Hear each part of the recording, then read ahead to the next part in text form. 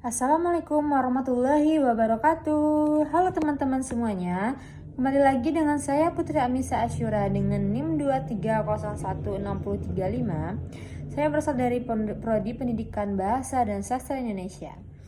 Baiklah teman-teman, pada kesempatan kali ini saya akan membahas dan menjelaskan mengenai konsep dasar kepemimpinan pendidikan. Nah, apa sih kepemimpinan pendidikan itu? Nah, kepemimpinan pendidikan adalah kemampuan seseorang individu, biasanya seperti kepala sekolah, untuk mempengaruhi, membimbing, dan mengarahkan anggota komunitas sekolah, seperti guru, staf, siswa, dan orang tua, agar mencapai tujuan pendidikan yang telah ditetapkan. Ini melibatkan proses pengambilan keputusan, penyelesaian masalah, dan membangun hubungan yang positif dalam lingkungan sekolah. Nah, konsep dasar kepemimpinan pendidikan ini ada beberapa. Yang pertama yaitu kepemimpinan sebagai proses. Yaitu kepemimpinan bukan hanya sekedar posisi, tetapi merupakan proses yang dinamis dan terus berkembang. Ini melibatkan interaksi antara pemimpin dan pengikut dalam mencapai tujuan bersama. Yang kedua, pengaruh, yaitu pemimpin pendidikan memiliki kemampuan untuk mempengaruhi perilaku, sikap, dan keyakinan orang lain. Pengaruh ini bisa bersifat formal melalui wewenang maupun informal, yaitu melalui karisma atau keahlian. Yang ketiga yaitu ada visi. Pemimpin pendidikan memiliki visi yang jelas tentang masa depan sekolah. Visi ini menjadi arah bagi seluruh anggota sekolah untuk bekerja sama. Yang keempat itu ada integritas. Kejujuran, keteladanan, dan komitmen yang tinggi adalah ciri khas pemimpin pendidikan yang efektif. Yang kelima, komunikasi. Kemampuan berkomunikasi yang baik sangat penting untuk membangun hubungan yang positif dengan semua stakeholder sekolah. Yang keenam, motivasi. Pemimpin pendidikan harus mampu memotivasi dan menginspirasi orang lain untuk mencapai potensi maksimal mereka. Yang ketujuh, kolaborasi. Kepemimpinan pendidikan yang efektif melibatkan kerjasama dengan semua pihak yang berkepentingan, baik internal maupun eksternal sekolah. Yang kedelapan, fleksibilitas. Kemampuan untuk beradaptasi dengan perubahan adalah kunci keberhasilan dalam kepemimpinan pendidikan. Dan yang terakhir yaitu ada pembelajaran. Pemimpin pendidikan harus terus belajar dan mengembangkan diri untuk menghadapi tantangan yang selalu berubah. Nah, selanjutnya kita akan membahas mengenai fungsi kepemimpinan pendidikan. Yang pertama yaitu mengarahkan dan mengkoordinasikan seluruh aktivitas sekolah. Yang kedua, memotivasi dan menginspirasi anggota sekolah untuk mencapai tujuan bersama.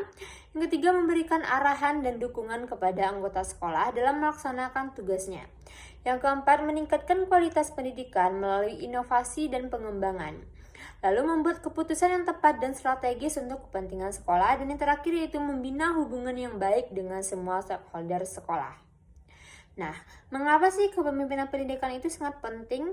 Karena pemimpin pendidikan menetapkan visi dan misi sekolah, serta merumuskan strategi untuk mencapai tujuan tersebut. Pemimpin pendidikan menciptakan lingkungan belajar yang positif dan kondusif. Pemimpin pendidikan mendorong guru dan staf untuk memberikan yang terbaik bagi siswa. Lalu pemimpin pendidikan membangun hubungan yang baik dengan orang tua, masyarakat, dan pemangku kepentingan lainnya. Nah, kepemimpinan pendidikan ini juga memiliki beberapa prinsip-prinsip dasar. Yang pertama yaitu visi yang jelas. Pemimpin pendidikan harus memiliki visi yang jelas tentang masa depan sekolah. Visi ini menjadi pedoman bagi semua anggota sekolah untuk bekerja sama.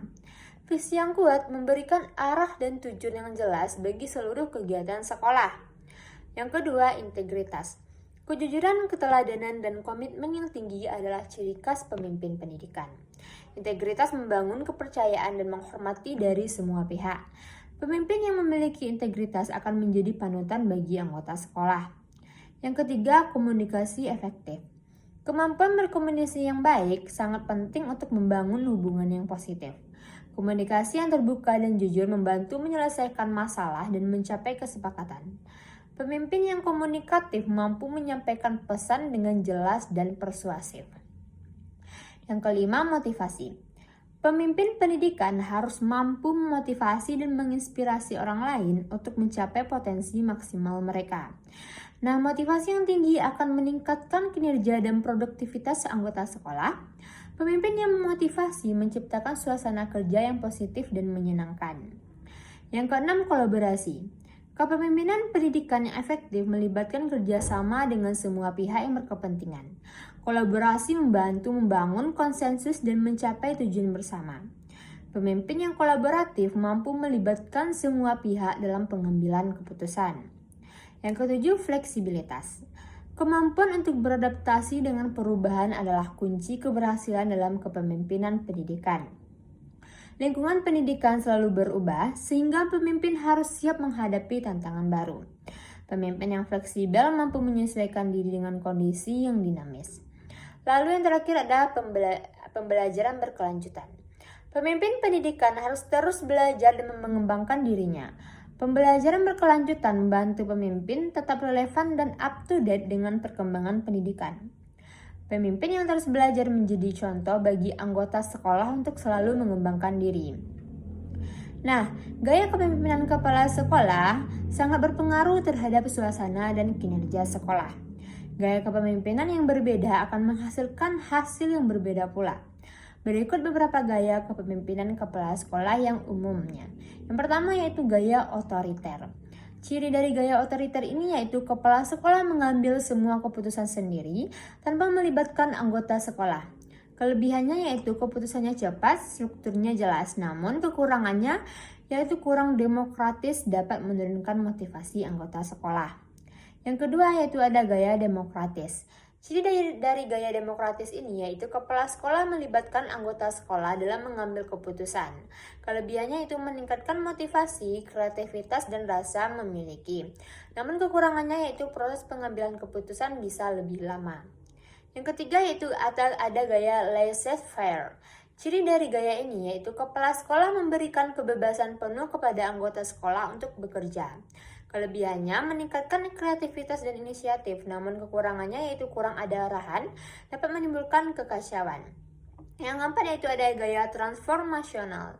Ciri dari gaya transformasional ini yaitu kepala sekolah menginspirasi dan memotivasi anggota sekolah untuk mencapai tujuan yang lebih tinggi. Kelebihannya itu meningkatkan kinerja, loyalitas, dan komitmen. Namun kekurangannya membutuhkan waktu dan energi yang besar. Yang kelima yaitu ada gaya servant leadership. Ciri dari gaya ini yaitu kepala sekolah menempatkan kepentingan orang lain di atas kepentingan dirinya sendiri. Kelebihannya yaitu membangun hubungan yang kuat, meningkatkan kepuasan kerja. Namun kekurangannya itu dapat dimanfaatkan oleh orang lain.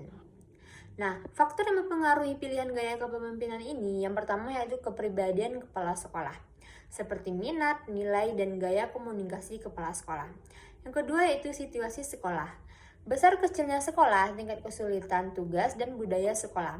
Lalu sifat anggota sekolah seperti tingkat kematangan, motivasi, dan kemampuan anggota sekolah. Nah, gaya kepemimpinan yang efektif umumnya memiliki ciri-ciri sebagai berikut. Yang pertama yaitu mampu menyesuaikan gaya kepemimpinan dengan situasi yang berbeda. Yang kedua memiliki visi yang jelas tentang masa depan sekolah. Yang ketiga, mampu berkomunikasi dengan efektif dengan semua anggota sekolah. Yang keempat, mampu memotivasi dan menginspirasi anggota sekolah. Lalu yang terakhir, mampu bekerja sama dengan semua pihak untuk mencapai tujuan bersama. Nah, peran kepala sekolah sebagai pemimpin pendidikan, kepala sekolah memiliki peran sentral dalam kepemimpinan pendidikan. Beberapa peran utama kepala sekolah, yang pertama yaitu menentukan arah dan tujuan sekolah. Yang kedua, membangun dan memelihara budaya sekolah yang positif. Yang ketiga, memastikan kualitas pembelajaran yang tinggi. Yang keempat, mengelola sumber daya sekolah secara efektif dan efisien, lalu membangun hubungan yang baik dengan semua stakeholder. Nah, konsep-konsep penting dalam kepemimpinan pendidikan ini yang pertama yaitu kepemimpinan transformasional, yaitu memfokuskan pada perubahan dan pengembangan organisasi melalui inspirasi, motivasi, dan dukungan. Yang kedua, kepemimpinan servant, yaitu menempatkan kepentingan orang lain di atas kepentingan diri sendiri dan melayani kebutuhan anggota sekolah. Yang ketiga, kepemimpinan situasional, yaitu menyesuaikan gaya kepemimpinan dengan situasi dan kebutuhan yang berbeda-beda. Yang keempat yaitu kepemimpinan distributif, yaitu membagi tanggung jawab kepemimpinan kepada anggota tim sehingga semua orang merasa memiliki peran. Dan terakhir yaitu kepemimpinan budaya, yaitu membangun budaya sekolah yang positif dan kondusif untuk belajar. Nah, sekianlah materi dan penjelasan dari saya mengenai konsep dasar kepemimpinan pendidikan. Semoga apa yang saya sampaikan dan saya jelaskan ini bisa teman-teman pahami dengan mudah dan bisa bermanfaat bagi teman-teman semua. Apabila ada kesalahan kata, saya mohon maaf. Assalamualaikum warahmatullahi wabarakatuh. Sampai berjumpa di video selanjutnya.